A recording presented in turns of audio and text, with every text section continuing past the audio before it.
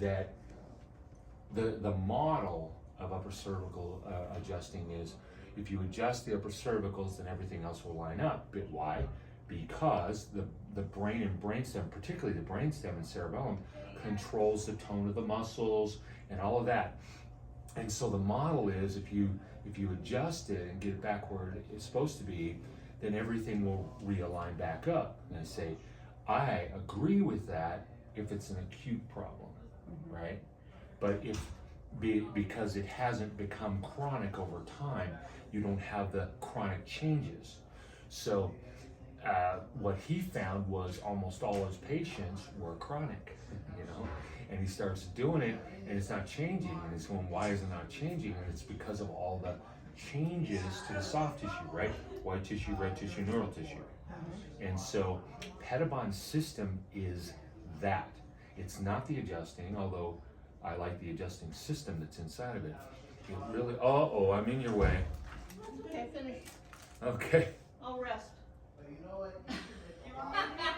Now, is that the R-E-S-T or W-R-E-S-T? Well, I don't know. I could do one or the other. One or the other. I'm waiting for Especially with all the energy this morning. So what he came up with is, how do we change those tissues? And so that's what this really is all about. And so when, in fact, I had my youngest daughter got in a car accident really bad, and boom, it created a scoliosis. She'd never had one. And I did some upper cervical adjusting, and because it was acute. But we're doing the chronic stuff.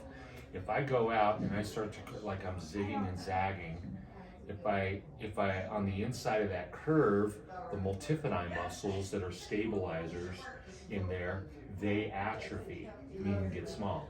That's a cool word, atrophy. Yeah, except for if you have it, it's not cool. That's right. And what does it really mean? It means your muscles are wasting away. Yeah. You look like you're 90.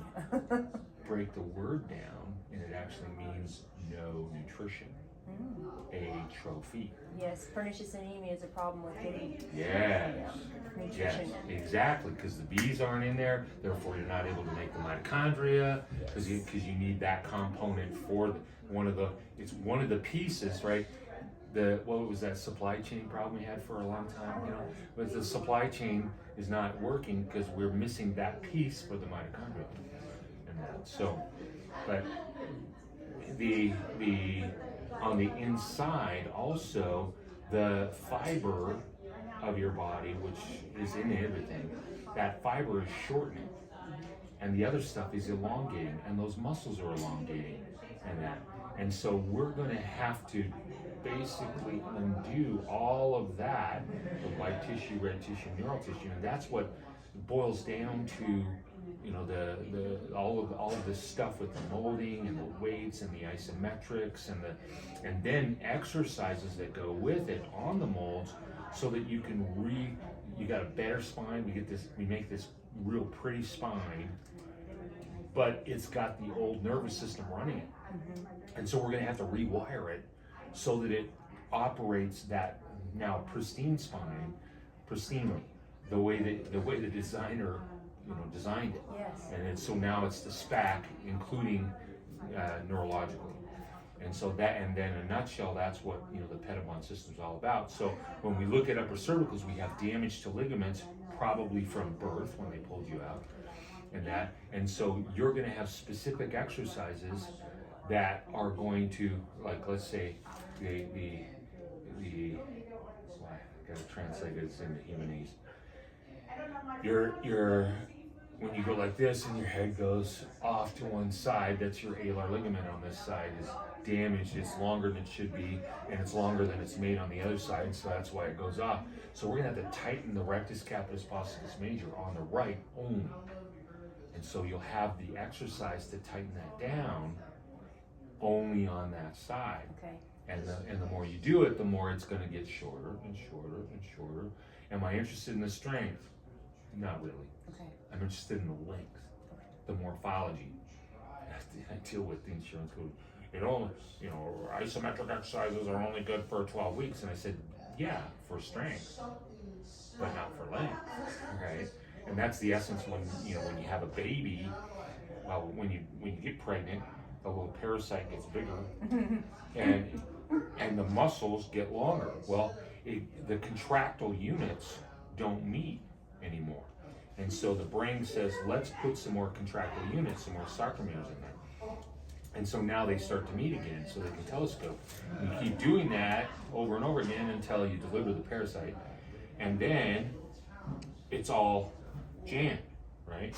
And if you can keep it contracted like that, then the brain says, this is unstable, get rid of some of those sarcomeres until it gets back to that normal function. That's what we're doing up here.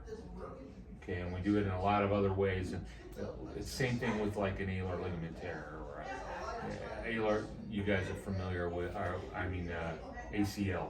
Oh, I've had both replaced. Yeah. Well, if it's torn totally, you gotta have it, right? But let's say it's a mild tear, the surgery is actually gonna take away function. And so what I do is I tighten the hamstring, I shorten the hamstring. If it's like this, as it shortens, now that hamstring begins to act like that ACL by virtue of its shortness. Okay? That make sense? Yeah, Okay. it does.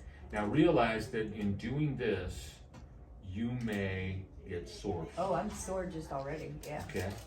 Well, let's bring you up. Okay. And you should always have a pillow underneath your knees because The psoas muscles go from your spine into your leg. That's what you lift your leg up with to go upstairs. When you put it down, it pulls the spine away from the mold, and in this case, that dampens the therapy. So when we put our legs up, then the spine is able to lay against the mold, and that it's able to open the disc up into a wedge shape. Make sense? Yes. Very good.